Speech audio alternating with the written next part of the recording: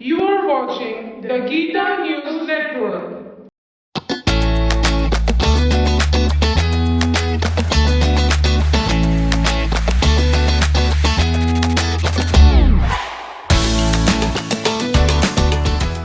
Good afternoon, and welcome to Secrets of the Path on the Gita News Network. I'm Vishnu Das. Thank you for joining us. Today is part 2 of the Yogic Action series. On the previous episode, we looked at the 3 types of identification that prevent or delay people from performing yogic action, and we focused on the concept of doership. Today, we'll explore identification with the result of action. But first, let's take a look at viewer mail. After the previous episode, the network received a number of emails from viewers, several of which asked a similar question. Specifically, what is the root of attachment?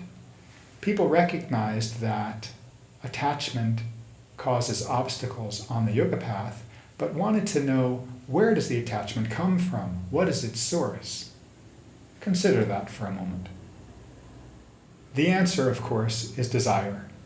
And now that we're blessed to be producing another episode in India, the editorial team at Gita News Network decided to get more detail on this from Mr. Soul, who was so helpful in the previous episode. We go now to this breaking story.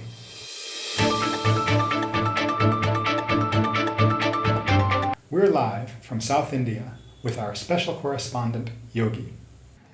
Thanks, Vishnu Das. I'm standing here beside the Girivalam Road in Tiruvannamalai, the South Indian state of Tamil Nadu. Behind me, the footpath that spiritual seekers walk on to circumnavigate the holy mountain Arunachala. Remind us why they walk around the mountain. In search of answers, light, and truth. I'm standing here because the network needs answers of our own. Right. You were going to ask Mr. Soul to explain more about desire. Alas, he could not be found. But as I searched for him, I noticed another beautiful soul walking down the path. Actually, it wasn't even walking. She looked to be just gliding along, and she had this splendid radiance about her. I quickly asked her whether she might be willing to share some light with us, and she agreed. Hi, I'm Sarah. What's your last name, Sarah? Swati. Tell us about desire. As you said, desire is at the root of all attachment. And most people, it seems, don't recognize or don't acknowledge to themselves that desire is the primary motivator for human behavior. You want a good education. You hope to get married. You pray for good health. You wish to raise a happy family. You aim for a successful career. These are all desires. Hope, expectation, anticipation, these are all forms of desire. Repulsion is a form of desire too. It's the desire to not have something. Interesting. In chapter 3 of the Bhagavad Gita, verse 158 says that desire is the enemy of a yogi, and it is like insatiable fire. 2 things to observe here. First, Lord Krishna is not the only one to compare desire with fire. This is a common analogy. It's even heard in popular music.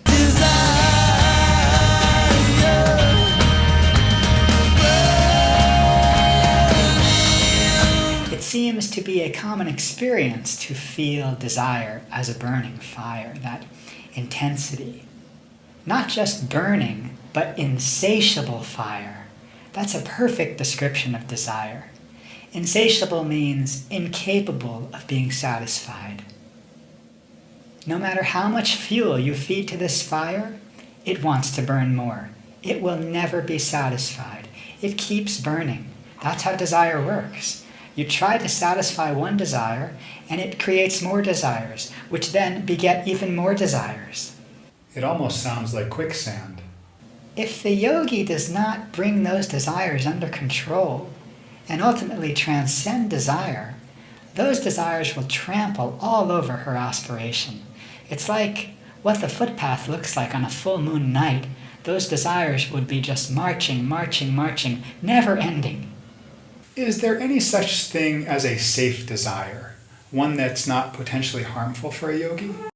When you say safe desire, I think that means a desire that does not have the potential to derail the yogi from the Gita path. In that case, the answer is no. As Swami Sri Atmananda has often said, the yogi needs to convert desire to aspiration. As you discussed with Yogi, desires are individual in nature, whereas aspiration is always for the universal. How about an example of that? If someone is trying to reach the state of self-realization so that they can feel good and live in peace, that's an individual desire. Conversely, if their aim is to reach that state and go even higher for the sake of elevating the collective consciousness and manifesting the highest possibility of human life, that's aspiration, that's universal. Perfect. Thank you for that clarification. There is one footnote here. In his mighty book, The Mother, Sri Aurobindo wrote that a seeker should desire nothing but the divine consciousness, that purity, and its insistence to transform one's mind, life, and body. In that case, if that's being done for the sake of the universal, that is truly an aspiration. You mentioned to Yogi that your aspiration often feels like that pure desire for transformation. Tell us about that intensity, Sarah, and how this singular aspiration helps you break free from desire itself. Desire is a form of bondage. It's really like being shackled in metal chains, and the prayer rises to the divine to help us break free from those chains. My heart is full of love and desire for you.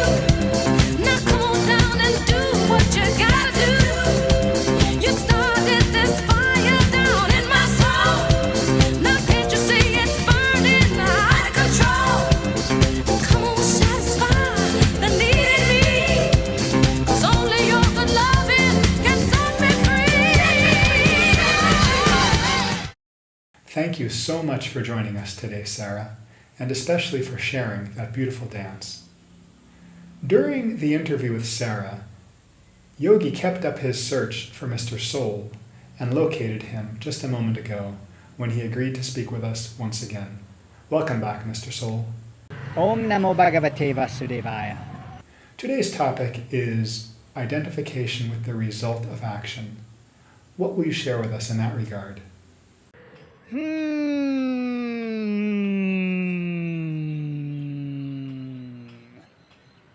You want to know about mangoes? Oh, papayas, mangoes, bananas, that's what you're asking. Mangoes? In the language of the Bhagavad Gita, the result of action is also referred to as the fruit of action. In fact, the word fruit appears more times in the Gita than the word result. And of all those times the word fruit appears, only once is it referring to the actual fruit that you eat. Every other time it's referring to the result of action, the outcome. How about an example of that? Yes, this is a fundamental concept. It's as basic as 2, 4, 6, 8. Chapter 2, verse 94, 96, 98. Verse 94. Karmanyevadhikaraste ma phaleshu kadachana ma karma phalehiturber ma te sangostva karmani. Your right is to the work, not to the fruits of that work. Do not let fruit be the motive of your action. Your right is to do the work, but you have no rights to the fruit of that work.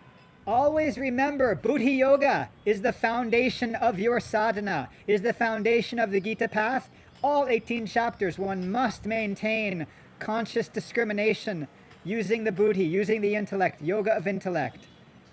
So, although we're focusing on yogic action in chapter 3, the message is that the path of Gita is always built on the foundation of the previous chapters. 96 now. We've gone from 94. Let's look at verse 96. Durena hyavam karma budhiyo gaddananjaya budho sharanamandrichakapana falhetava.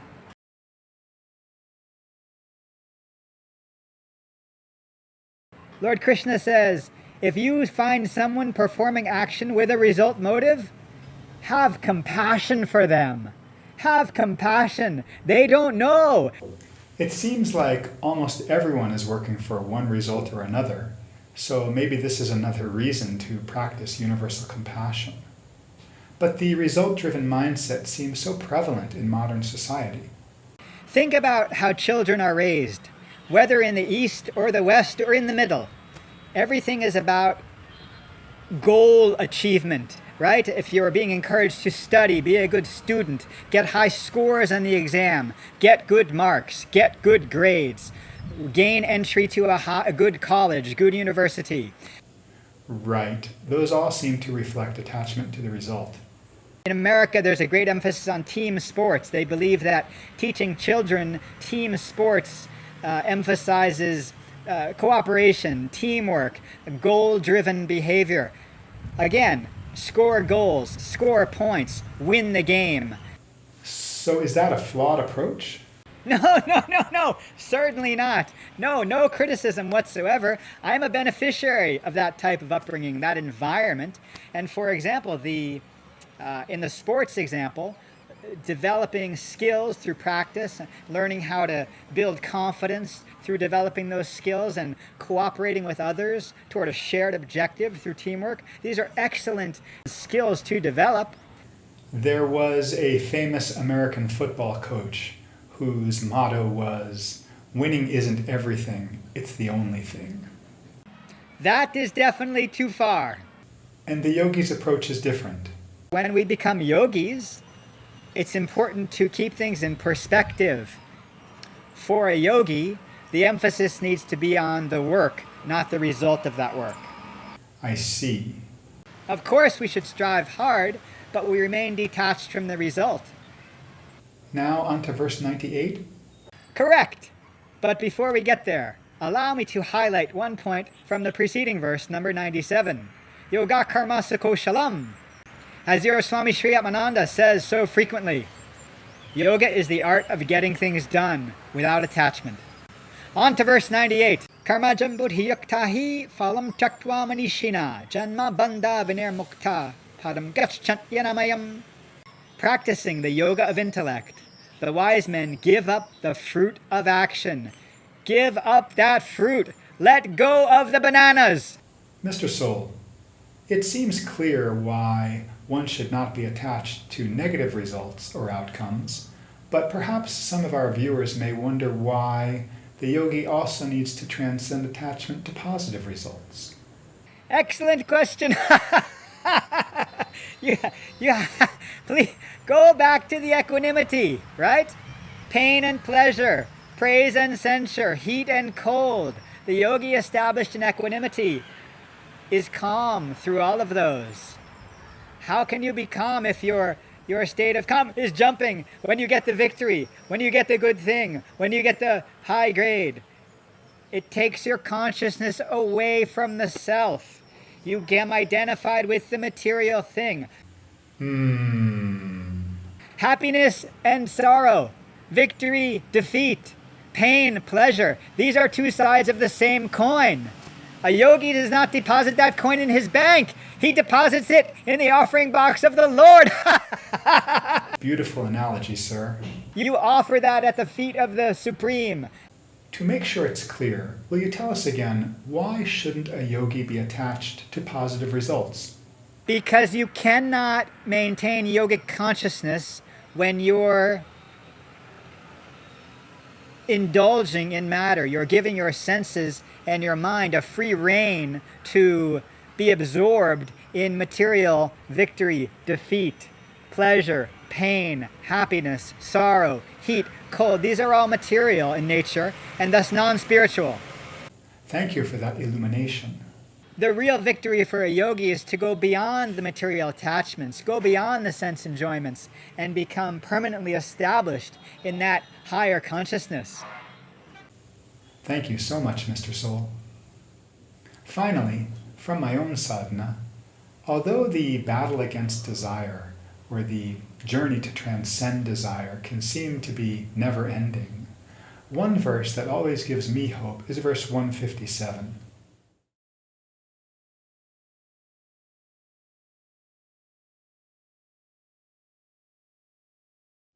Notice that the three examples Lord Krishna gives in this verse all have something in common.